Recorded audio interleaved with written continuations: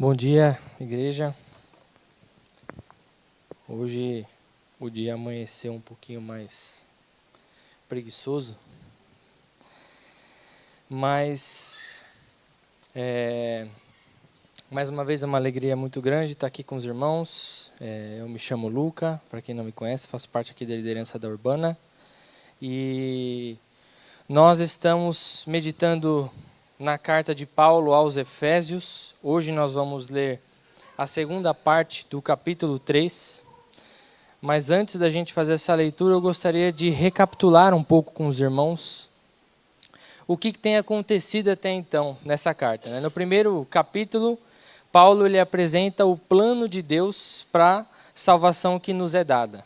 Então, ele mostra no plano da salvação que o Pai elegeu, o Filho redimiu e o Espírito selou. Ele também diz que toda bênção espiritual já é nossa para louvor de sua glória. E aí ele termina, então, orando para que os nossos, aqueles a quem ele endereçava a carta, claro, em primeiro lugar, ele ora para que os olhos do coração sejam iluminados e eles consigam enxergar o que ele quis dizer. Enxergar o quê? O poder que ressuscitou Cristo e o entronizou acima de tudo. E dizer que é esse poder que opera em nós. No capítulo 2, ele apresenta a nossa condição passada e mostra como que Deus ele muda a nossa condição. Nós estávamos numa condição de mortos em nossos pecados e delitos, e Deus ele nos vivifica pela graça por meio da fé. Nós estávamos separados, mas por meio de Cristo nós somos trazidos para perto, nós somos aproximados por conta da cruz. E aí Cristo na cruz ele derruba o muro que havia entre nós. E ele cria uma nova humanidade, um só corpo, um templo santo onde o próprio Deus habita. E aí no capítulo 3, no início do capítulo 3, os primeiros 13 versículos, Paulo ele começa, o versículo 1 ele começa com uma oração. E os irmãos vão perceber já que a gente vai ler que ele retoma essa oração no texto que a gente vai começar hoje, e enfim faz essa oração. Só que ele se interrompe para explicar o mistério que tinha sido confiado a ele. A saber o quê? Dizendo que os gentios, ou seja, todos aqueles que não eram da etnia, do povo de Israel, eles, a partir da cruz, eles passam também a ser trazidos para perto para esse plano, e que nós, enquanto somos também parte desse grupo, nós fazemos parte de um plano maior do próprio Deus e somos também co-herdeiros desse mesmo corpo. E o Gui trouxe a ilustração, né, de um mosaico, em que a gente consegue perceber na aplicação de que as peças individuais de um mosaico, elas não encontram significado em si mesmo, mas, na verdade, no todo que é produzido, sustentado, como Paulo diz, pela multiforme sabedoria de Deus. Sabedoria e poder que operam até mesmo num contexto improvável e avesso ao Evangelho. Nós não conseguimos compreender nas entrelinhas, mas nós sabemos que na infinita sabedoria de Deus, ele continua operando através do seu povo no meio do mundo. E hoje nós então voltamos para mais uma oração de Paulo. Como nós tínhamos refletido algumas semanas atrás, uma primeira oração que ele faz quando ele pede para que os nossos olhos sejam iluminados, os olhos do nosso coração sejam iluminados. Agora ele faz uma oração um tanto que mais ousada. E é interessante porque o contexto que Paulo escreve a carta, ele também traz uma importância muito grande para o conteúdo que ele escreve. Porque, como nós já falamos um pouco sobre o contexto da carta aos Efésios, Paulo ele está preso. Ele escreve a carta aos Efésios estando preso, até que mais para frente ele vai falar, né, prisioneiro de Cristo. Então, ele simplesmente, esse fato, esse contexto, torna ainda, dá um gostinho, um pouquinho ainda mais especial para essa oração. Então, quero convidar os irmãos para a gente ler aí o capítulo 3, dos versículos 14 ao 21 de Efésios. Diz assim: por essa razão, eu me ponho de joelhos diante do Pai, de quem toda a família, nos céus e na terra, recebe o nome.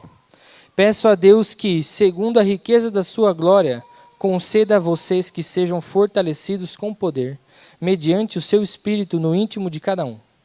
E assim, pela fé, que Cristo habite no coração de vocês, estando vocês enraizados e alicerçados em amor. Isto para que, com todos os santos, vocês possam compreender qual é a largura, o comprimento, a altura e a profundidade, e conhecer o amor de Cristo que excede todo entendimento, para que vocês fiquem cheios de toda a plenitude de Deus. Ora, aquele que é poderoso para fazer infinitamente mais do que tudo que pedimos ou pensamos, conforme o seu poder que opera em nós, a ele seja a glória, na Igreja e em Cristo Jesus, por todas as gerações, para todo sempre. Amém. Essa é a palavra de Deus. Vamos orar mais uma vez? Senhor Deus, muito obrigado, Pai, pela sua palavra. Muito obrigado, Senhor, porque mesmo, Pai, em um contexto avesso, o Senhor usa, Pai, os seus, ó Pai, para comunicar o seu evangelho. Que possamos, ó Pai, meditar, ó Pai, na sua palavra e que isso fale, Senhor, aos nossos corações, ó Pai, de acordo com a sua vontade e o que o Senhor quer dizer a nós. Em nome de Jesus. Amém. Portanto, irmãos, a carta de Efésios ela se divide em 2 blocos. Do capítulo 1 ao capítulo 3, nós temos o que seria o indicativo do Evangelho. Ou seja, o que Deus ele fez em Cristo, a doutrina. E dos capítulos 4 ao capítulo 6, nós temos o imperativo do Evangelho. Ou seja, Paulo ele vai passar para dizer das definições e do que as coisas significam e o que Deus fez para fazer o seguinte: andem de tal forma, vivam de tal maneira. A ortopraxia do Evangelho, a prática do Evangelho. E a oração do capítulo 3 aqui, que a gente acabou de ler, ela serve justamente de ponte arquitetônica desse primeiro bloco para o segundo bloco. É o ápice desse primeiro momento em que Paulo termina ali de passar os ensinamentos e o que foi que Deus fez na humanidade através da obra de Cristo. E aí ele inicia a oração, e essa oração ela tem 3 movimentos. Ele começa com uma abertura, ele caminha por uma escada de 3 petições e ele termina com o que a gente chama de doxologia, ou seja, palavras de glória, palavras de louvor. Versículos 14 e versículos 15, ele começa dizendo: por esta razão eu me ponho de joelhos diante do Pai, de quem toda a família, nos céus e na terra, recebe o nome. Se os irmãos forem um pouquinho mais para cima, no versículo 1, ele começa o versículo falando justamente por essa razão. Paulo, o prisioneiro de Cristo, então, ele começa o que seria essa oração, e ele se interrompe, porque ele está ali tão extasiado com o que ele acabou de dizer no capítulo 2, que ele desemboca a falar, ele se perde até mesmo nas suas palavras. E no versículo 14 que ele retoma essa oração que foi começada. Ele precisa de 12 versículos para voltar para essa oração. E é importante, irmãos, você lembrar, Paulo está preso. Ele está numa situação avessa, ele está numa situação adversa, ele está num contexto ruim. Mas o seu coração está tão cheio de alegria que ele até se perde um pouco nas suas palavras, falando do que Deus fez através da obra de Cristo. E aí ele começa dizendo que eu me ponho de joelhos diante do Pai. O se colocar de joelhos, apesar de ter se tornado um jargão religioso no nosso tempo, não era algo comum naquela época. As pessoas elas não costumavam orar a Deus de joelhos. O que significa, na verdade, o que intensifica a ação de Paulo de querer apontar para um movimento de profunda reverência e sujeição a Deus. Porque, afinal de contas, mesmo que a gente tenha tornado esse termo tão simples, tão pequeno, como dizer, se ajoelhar para orar, na realidade, meus irmãos, para o que você se ajoelha? A gente não se ajoelha para qualquer coisa. A gente não se ajoelha para qualquer pessoa, certo? Errado. Se nós olharmos hoje para a nossa vida, meus irmãos, nós continuamente dobramos os nossos joelhos para coisas, para pessoas, para sonhos, para planos, ainda que a motivação no nosso coração, para nós, seja uma motivação prudente, seja uma motivação correta. Nós dobramos os nossos joelhos para a nossa carreira, sob a prerrogativa de alcançar um sucesso para a glória de Deus. Mas a nossa carreira, ela se torna o alvo da nossa sujeição e da nossa reverência, e é para a nossa carreira que nós dobramos o nosso joelho. Nós dobramos os nossos joelhos para imoralidade sexual, para a pornografia, para o adultério, coisas que aprisionam e sujam a nossa mente e o nosso corpo, que é templo do Espírito. Nós dobramos os nossos joelhos até mesmo para a nossa própria religiosidade, que venera as coisas de Deus, mas esquece de se prostrar diante do Deus dessas coisas. Nós dobramos os nossos joelhos para a nossa egolatria, em que nós mentimos para nós mesmos, dizendo que Jesus Cristo é o nosso Senhor, mas quem ocupa o trono do nosso coração é o nosso próprio ego. A pergunta da série, quem sou? Ela é complementada pela pergunta que a gente tira desses 2 versículos iniciais. Do que ou de quem nós recebemos o nosso nome? De quem nós recebemos o nome? É interessante puxar para o contexto aqui, meus irmãos, porque Éfeso, a cidade era o centro comercial, econômico e religioso da província romana da Ásia. Lá, como a gente já apontou nas outras semanas, é onde tinha o templo de Ártemis, ou Diana, como é retratado no capítulo 19 do livro de Atos. E essa deusa, ela era cultuada como mãe e patrona, ou padroeira de Éfeso. E o próprio capítulo 19 de Atos vai dizer lá que toda a Ásia a adorava. Paulo, ele vai dizer que se Jesus Cristo é o Senhor das nossas vidas, nós somos família de Deus. E sendo Ele o Pai, é somente dele que recebemos o nome.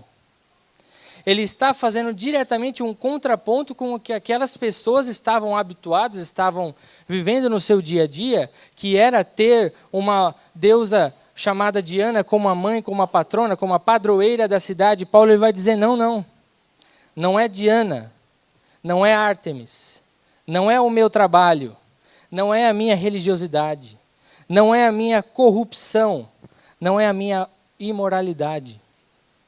Sou o filho de Deus e é Ele quem define a minha identidade.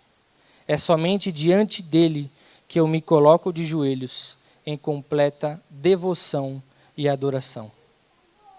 Paulo ele abre a sua oração dizendo: dobro os meus joelhos diante daquele de fato que é o Senhor sobre todas as coisas. E é só dele que eu recebo o nome. Depois dessa abertura, Paulo ele começa um bloco de petições que funcionam como 3 degraus. Versículos 16 e a primeira parte do 17, ele vai começar dizendo: peço a Deus que, segundo a riqueza da sua glória, conceda a vocês que sejam fortalecidos com poder, mediante o seu Espírito no íntimo de cada um, e assim, pela fé, que Cristo habite o coração de vocês. Primeira coisa que Paulo pede para Deus nessa oração é fortalecimento. Como nós temos visto, Éfeso também era um centro mundial das artes mágicas. As pessoas elas estavam acostumadas com a busca pelo sobrenatural, a busca pelo domínio de poderes místicos, e elas tinham medo dessa realidade mística das coisas. Paulo ele fica em Éfeso por 3 anos.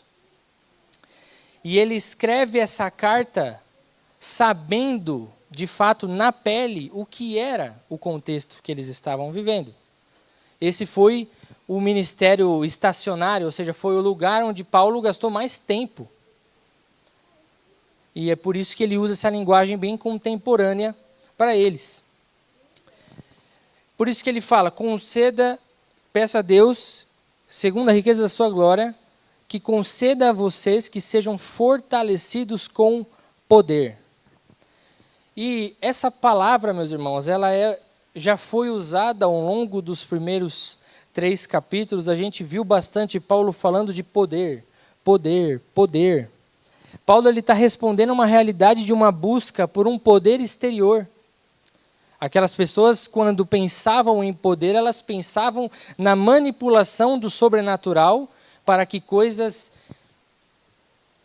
grandiosas, para que coisas impossíveis fossem realizadas através de fórmulas mágicas, através de amuletos, através de livros de magia.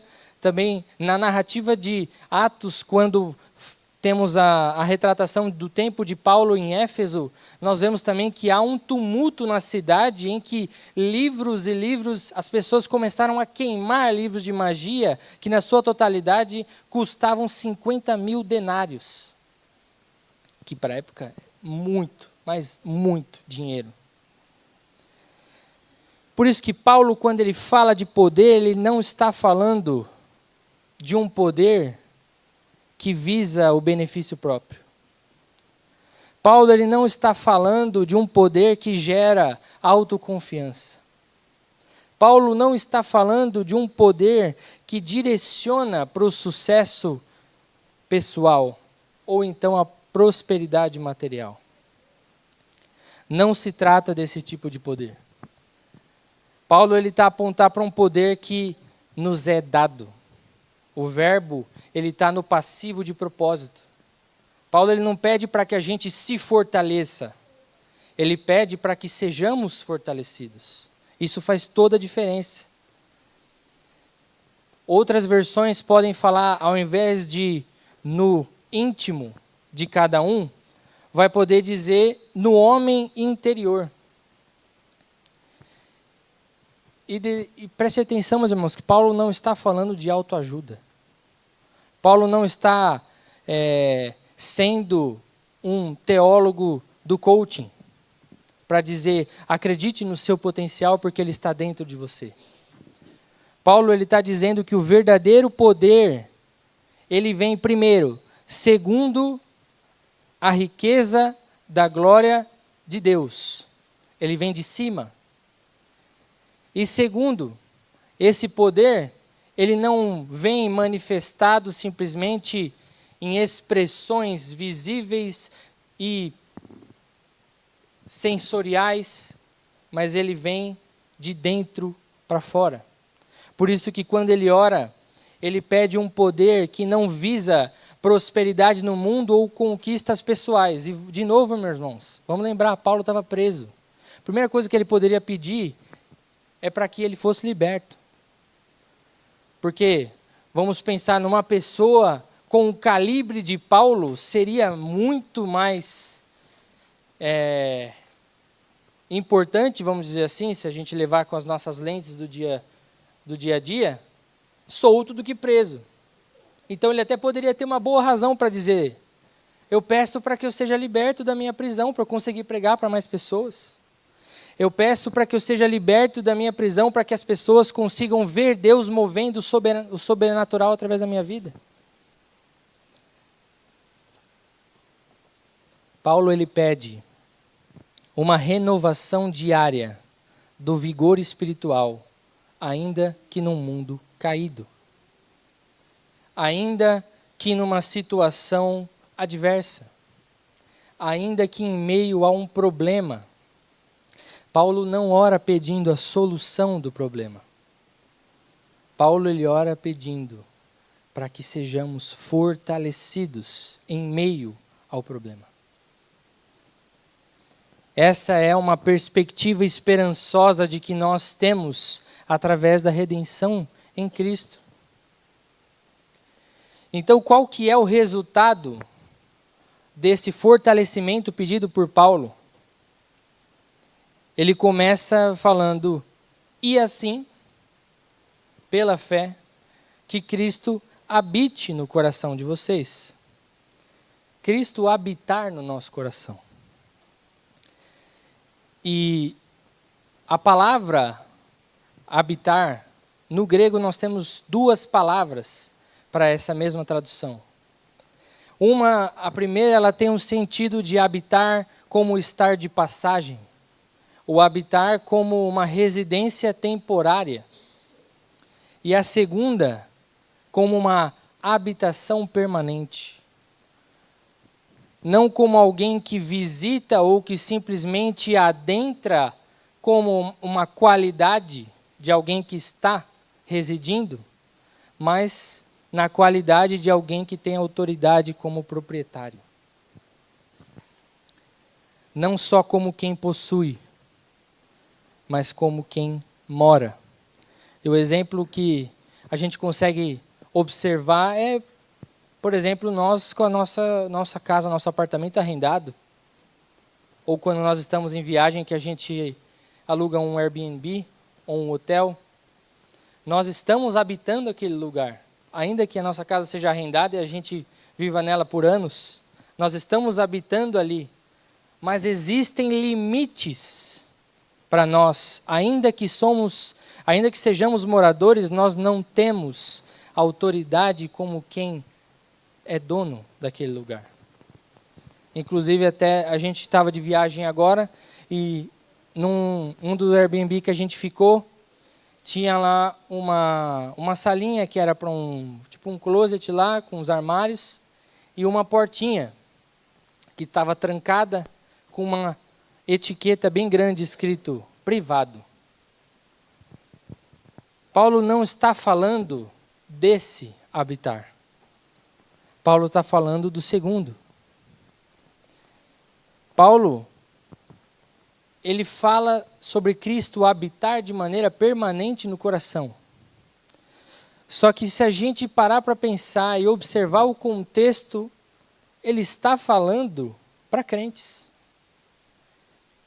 Por que então Paulo ele falaria para crentes que em tese tem Cristo no seu coração, que ele pede para que sejamos fortalecidos e que assim pela fé Cristo habite no coração de vocês?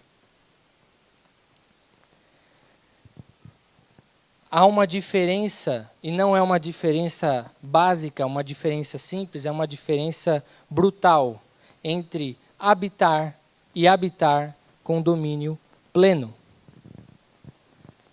Se nós olharmos, irmãos, para nossas vidas, olharmos para o nosso íntimo, no nosso coração, será que não há algum incômodo que nós insistimos em trancar, colocando como se fosse um lugar privado de nós mesmos, a qual nós não queremos deixar que Jesus tenha acesso? Será que é muito difícil olhar para as nossas vidas, coisas, situações, sonhos, pensamentos, desejos, que nós lidamos como coisas em que Jesus ele está alheio? Paulo, ao dizer isso, ele está dizendo uma verdade que é doída.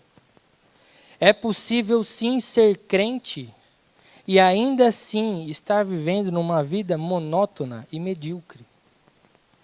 É possível ainda ser crente e viver uma vida em que eu ainda insisto em limitar a ação e o acesso de Deus no meu coração. Eu insisto em fazer isso. E é por isso que Paulo ele pede para que sejamos fortalecidos, não como uma expressão extraordinária de poder para fora, mas no íntimo. Como é que nós temos feito e onde que nós temos feito essas coisas? Pare para pensar um pouco. Você vai conseguir pensar em alguma área. Você vai conseguir lembrar de alguma coisa. Nós gastamos horas, nós gastamos dinheiro, nós gastamos o nosso suor para produzir coisas que são boas. Só que nos custa gastar minutos sequer com o que realmente importa.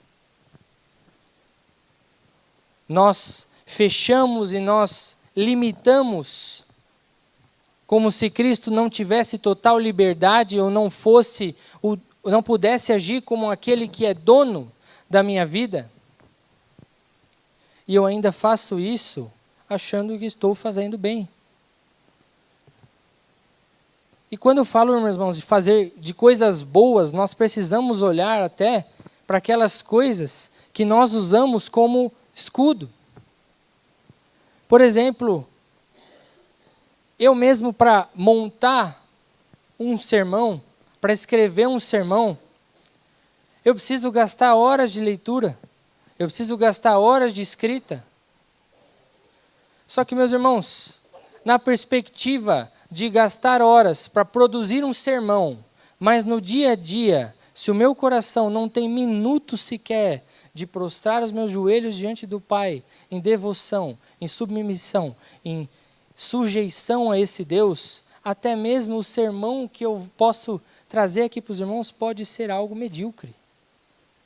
Não porque talvez não vai ser bom, mas porque na minha vida, o meu coração não está no lugar certo.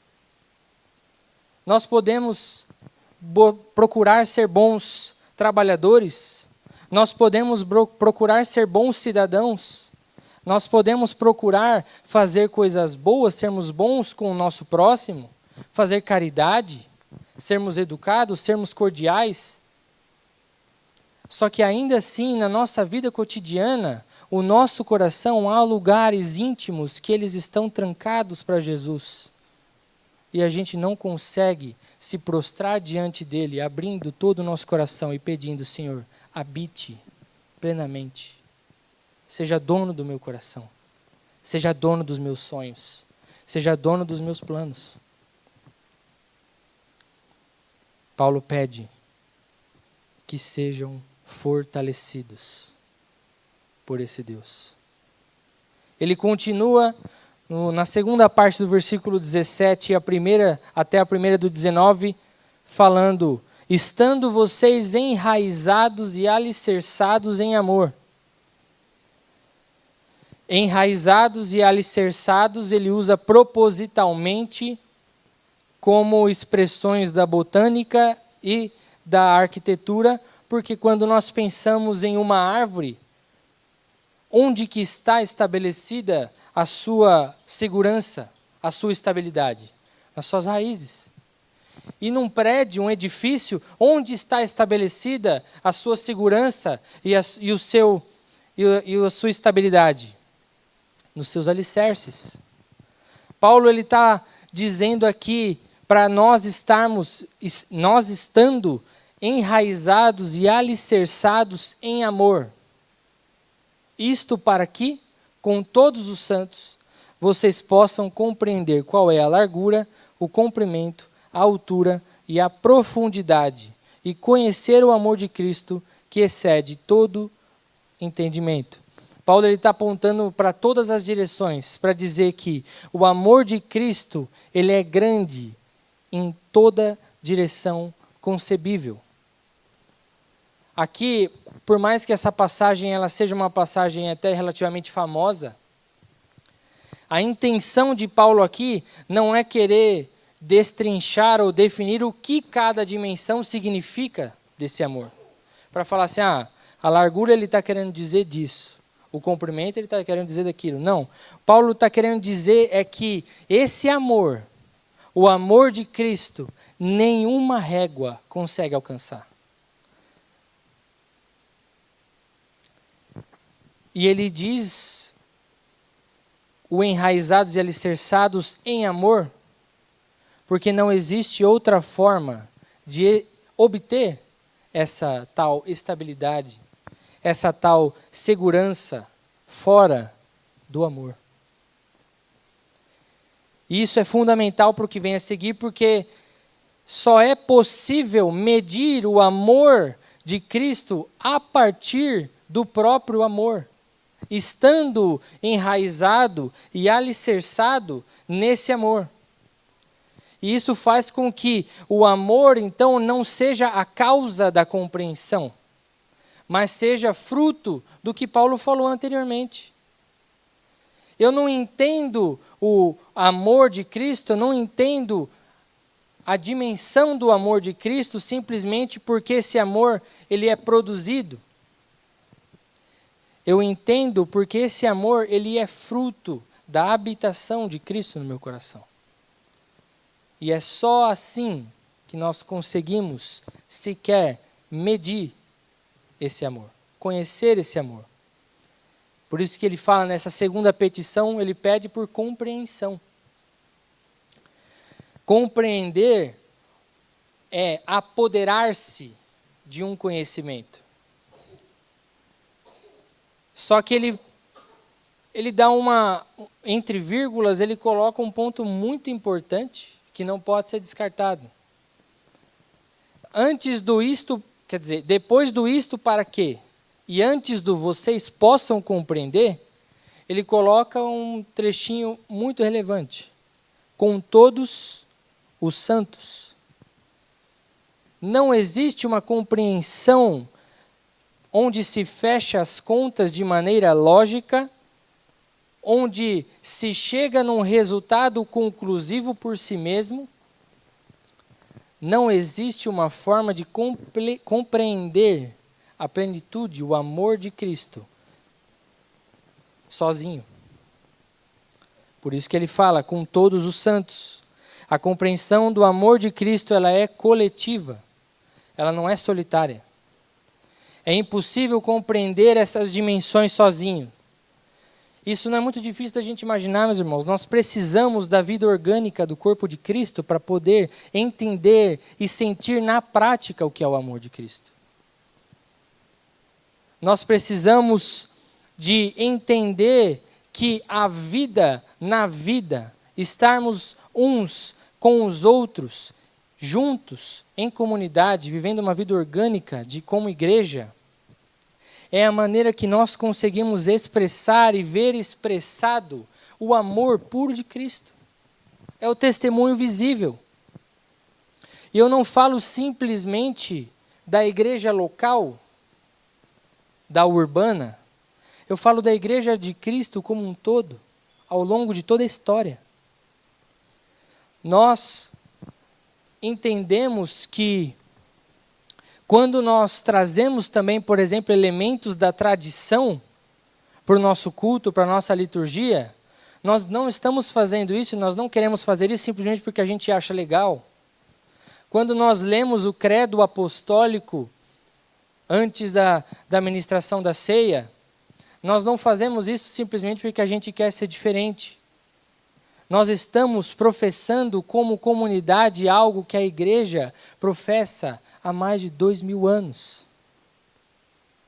Nós estamos nos juntando à igreja de Cristo para dizer que nós somos um só corpo e vivemos ao longo dos séculos e na nossa contemporaneidade nós conseguimos entender de fato aqui o que é o amor de Cristo. É assim que nós conseguimos enxergar o amor. É assim que nós conseguimos, talvez, ter um gostinho e medir um pouquinho desse amor. Porque, meus irmãos, é na igreja de Cristo onde não existe diferença delimitada por classe social. É na igreja de Cristo que nós podemos ver um rico e um pobre sentando-se à mesa e não vendo diferença um no outro, porque o que eles têm em comum é o amor de Cristo. É no corpo de Cristo que nós podemos ver e podemos enxergar diversas nacionalidades com um ponto em comum de ser o mesmo corpo de Cristo. É na igreja de Cristo que nós conseguimos ver aquele irmão mais difícil, aquele irmão difícil de lidar, É na igreja que nós conseguimos sentir amor por essa pessoa. É só na igreja onde que isso acontece, meus irmãos. Não na igreja, de novo, não na igreja prédio. O corpo de Cristo. Nós vivemos isso diariamente. E só assim nós conseguimos, de fato, experimentar um pouquinho, que é quando lá na frente nós vamos ver homens e mulheres de toda tribo, língua, povo e nação se sentando à mesma mesa, proclamando que Jesus Cristo é o Senhor. E aí ele então fala, conhecer o amor que excede todo entendimento. Ele usa um elemento aqui que é um elemento bastante comum até na Bíblia, que é chamado de oxímoro. E qual que é o significado disso? São quando dois termos opostos ou contraditórios, eles dão origem a um novo termo, que ele encontra força no seu significado justamente nessa contradição. Então a gente tem, por exemplo, o que a gente fala bastante, né, paradoxo. O oxímoro, na verdade, ele é como se fosse um paradoxo, só que, na verdade, é um novo termo que justamente nessa contradição é onde está o seu significado forte. E Paulo ele fala, então, conhecer o amor que excede todo entendimento. Não sei se os irmãos já viram um outro termo também que a gente usa, pelo menos eu uso bastante, quando tem aquela situação constrangedora, ou aquela situação de extrema vergonha alheia, e a gente fala que houve um silêncio ensurdecedor naquele lugar. O significado ele está justamente na contradição. Silêncio ensurdecedor. Ou então, quando eu quero apontar para algo que até um momento eu tinha plena certeza de que era daquele jeito, mas eu fico um pouco vacilante, e aí eu uso o termo, eu tenho quase certeza que eu deixei a chave lá. Quase e certeza são opostos. Mas o quase certeza tem um significado bem concreto para nós. Paulo, quando ele fala do amor que excede todo o entendimento, ele não está falando do quanto conhecer esse amor de Cristo. Ele está falando do como conhecer o amor de Cristo. E que não dá para conhecer o amor de Cristo a partir de uma abstração e uma conclusão lógica. Nós, quando estamos numa praia, nós conseguimos olhar para o oceano e nós conseguimos até tentar medir o tamanho e a dimensão do oceano da areia da praia. Mas a partir do momento que você entra no oceano, você começa a nadar, você se perde na imensidão que aquilo tem, você não consegue identificar horizontes finais para aquilo. Isso só é possível mediante a ação do Espírito Santo. Poder experimentar o amor de Deus à medida em que a gente até tenta medir, mas a gente chega na conclusão de que nenhuma régua alcança esse amor. De que forma, meus irmãos, que nós temos vivido e enxergado esse amor orgânico de Cristo no nosso meio? De que forma que nós temos participado desse amor e vivido esse amor no corpo de Cristo? Será que de fato nós conseguimos, ao longo da nossa trajetória, compreender qual seja a largura, o comprimento, a altura e a profundidade desse amor? Paulo vai orar pedindo para que Deus nos ajude, que o Espírito trabalhe no nosso coração, que nós possamos compreender, que nós possamos entender que na vida do corpo nós podemos testificar esse amor de maneira prática, de maneira visível. E aí ele vai para o terceiro degrau dessa oração. Então ele pede para que sejamos fortalecidos a fim de que pela fé Cristo habite os corações. Ele linka na segunda falando, isto para que possamos compreender, pede pela compreensão, E no versículo, a segunda parte do versículo 19, ele fala, para que vocês fiquem cheios de toda a plenitude de Deus. Uma coisa está linkada à outra. Ele pede fortalecimento para que haja compreensão. E a compreensão para que venha a plenitude. É o terceiro movimento de Paulo nessa oração, nas suas petições. E um ponto de partida, meus irmãos, para esse tópico é o que não é ser cheio da plenitude de Deus.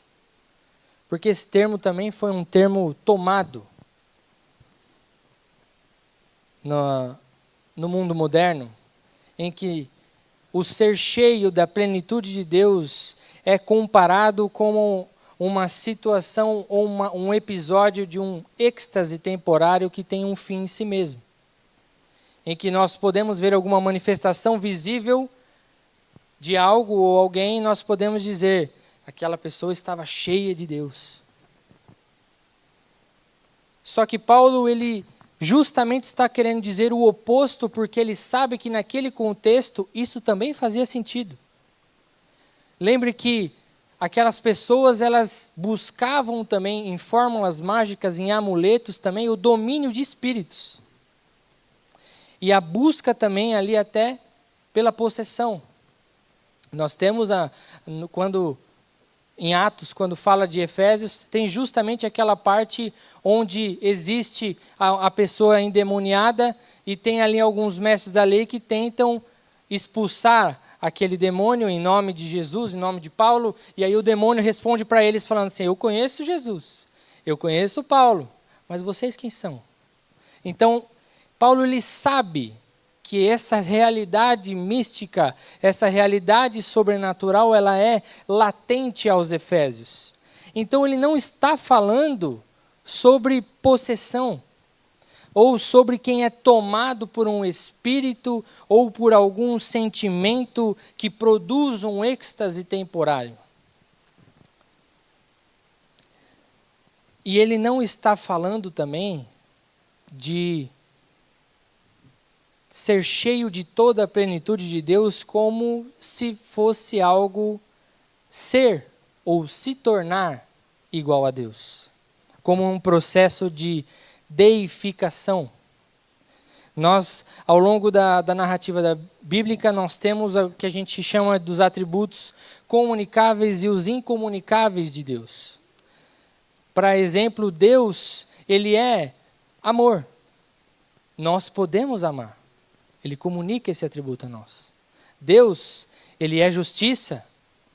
E nós podemos exercer justiça. Deus, ele é onipotente. Nós não podemos ser onipotentes. Ou seja, ele não comunica o atributo da onipotência para nós. Deus, ele é infinito. Nós somos finitos. Ele não comunica o atributo da infinitude para nós.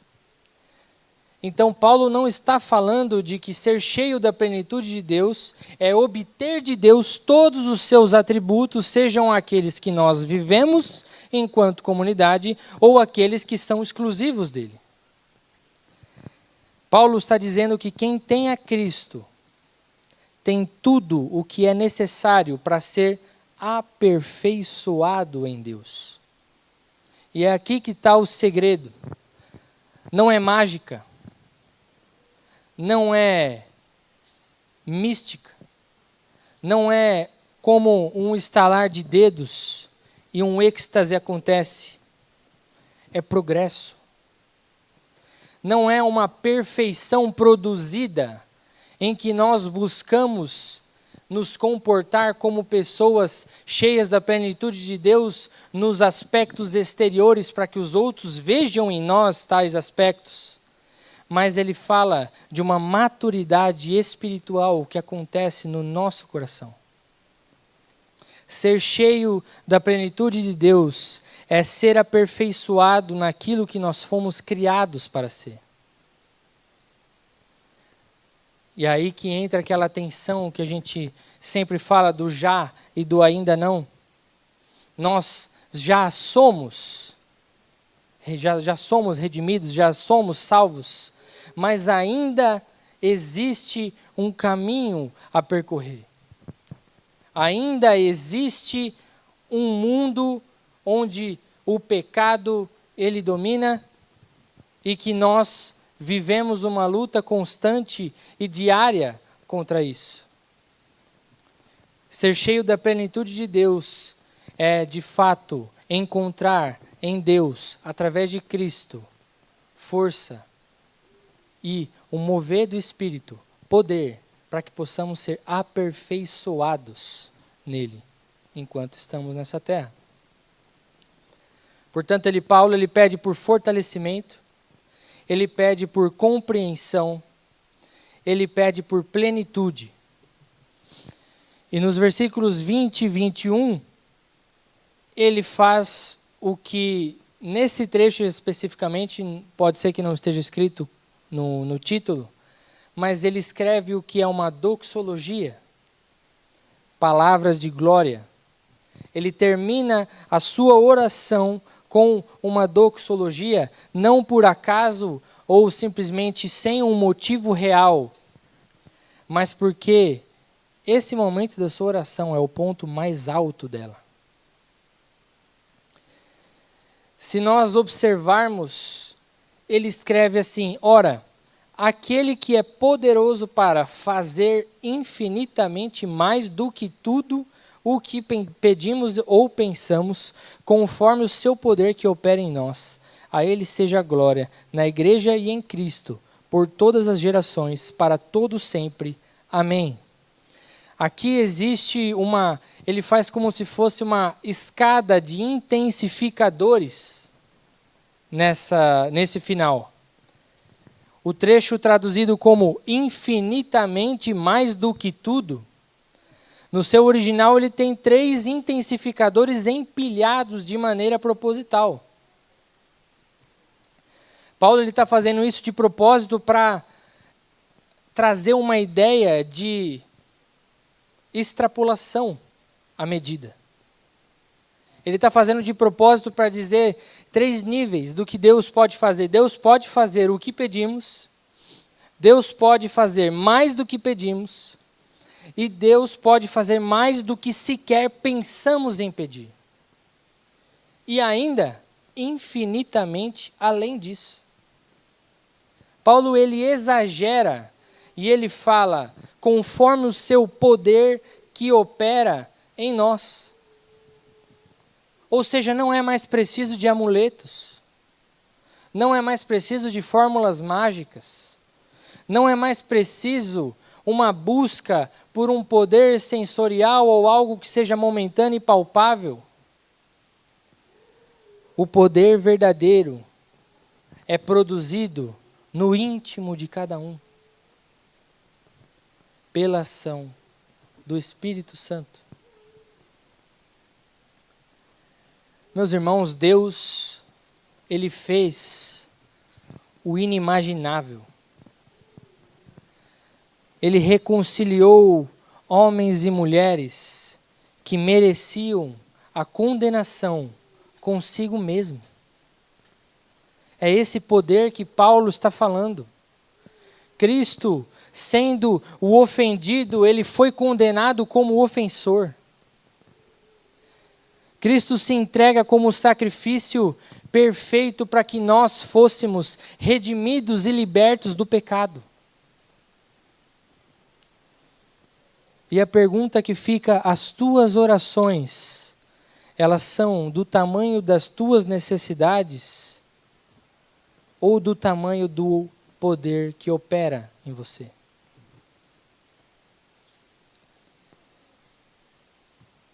Preste atenção, meus irmãos. Paulo, preso, não ora pedindo pela chave da cela. Paulo, preso, ele ora para que Cristo habite o coração. A liberdade pregada por Paulo não é a cela aberta. A liberdade pregada por Paulo é que, ainda que numa cela fechada, Cristo esteja lá. Por isso, não se prostre para qualquer coisa em busca de resposta, em busca de pertencimento, em busca de aquisição ou de alcance de desejos pessoais. Em Cristo você recebe o nome do Pai, porque Ele próprio levou o teu nome naquela cruz. O amor que excede todo entendimento, ele tem um nome. E esse nome ainda carrega cicatrizes nas suas mãos. Meus irmãos, não tem como ter outra conclusão sem ser dizer que Jesus é que habita o coração do cristão. Isso é muito poderoso porque nós estamos falando do Senhor do universo, que se faz hóspede permanente, morador do coração de um pecador restaurado. Cristo é o amor a ser conhecido. A largura, comprimento e altura e profundidade não são mera abstração, mas são medidas no Filho de Deus, pregado num madeiro por aqueles que ainda eram seus inimigos. Conhecer o amor de Cristo, meus irmãos, é contemplar o Calvário.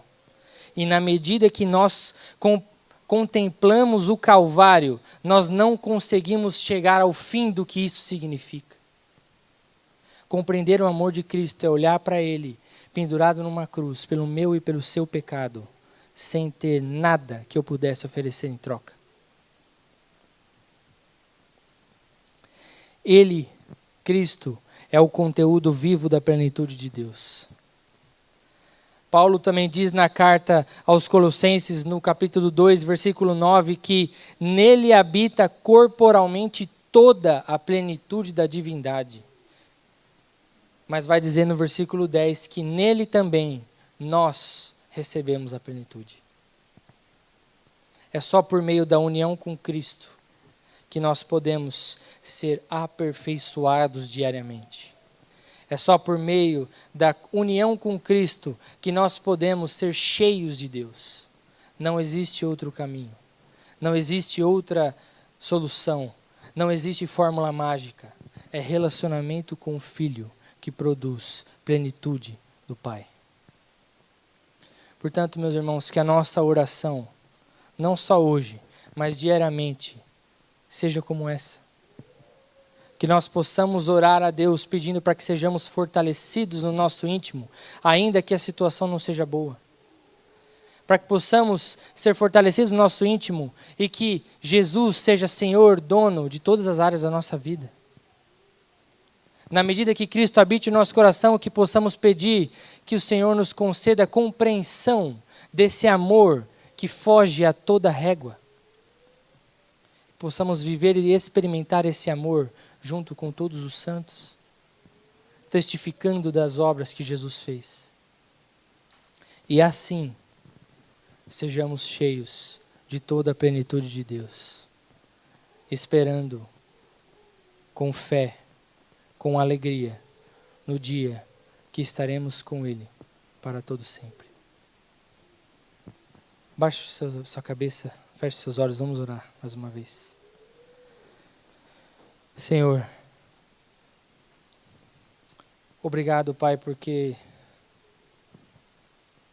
podemos, ó Pai, aprender bastante, Senhor, sobre a sua obra, o seu plano, o que o Senhor fez em Jesus Cristo. Obrigado, Senhor, porque também podemos refletir agora no texto em que o apóstolo Paulo dobra os seus joelhos e ora pedindo para que tudo isso atue no nosso coração. Para que, Senhor, o fim de tudo, o fato de sermos fortalecidos, o fato de compreendermos o seu amor, Pai, no seu corpo, o fato de sermos cheios de toda a plenitude de Deus, que tudo isso tenha um fim e somente um fim, que é a sua glória, para todo sempre. Usa, Senhor, as nossas vidas e nos ajude, Pai, Que o Seu Espírito, Pai, atue nos nossos corações diariamente. Que possamos, ó Pai, lembrar, Senhor, todos os dias que o Senhor é Deus, ó Pai, das nossas vidas. Que prostrar os nossos joelhos a Ti, Senhor, seja, de fato, o ato reverente e submisso que nós somente entregamos a Ti. Perdoa-nos, ó Pai, por termos dobrado os nossos joelhos para tudo, Pai, que não fosse o Senhor. Perdoa-nos, ó Pai, perdoa-nos, Senhor, porque temos negligenciado, Senhor, o Seu corpo. Perdoa-nos, ó Pai, porque temos buscado, Senhor, plenitude e resposta em coisas que são visíveis e palpáveis, e não em sermos aperfeiçoados no nosso íntimo pelo Seu Espírito. Ajuda-nos, ó Pai, a trilhar, Senhor, uma vida de santificação, não porque nós somos bons e fortes o suficientes para isso, mas porque Jesus Cristo venceu essa batalha. Jesus Cristo foi que nos resgatou. Jesus Cristo foi que nos livrou da condenação e da escravidão do pecado. Somos livres em Ti e a Ti damos toda a glória. Em nome de Jesus. Amém.